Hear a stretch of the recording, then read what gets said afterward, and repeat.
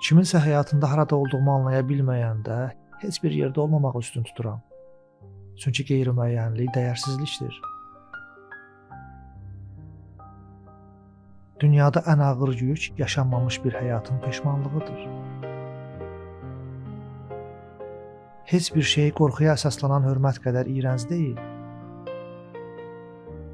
Həyatın mənasını tapmaq üçün bəzən onu itirmək lazımdır. Yalnız mədəni insanlar öyrənməyi sevir. Cahillər mühazirə oxumağa üstünlük verir. Həqiqət budur ki, hər kəs sizi incidəcək.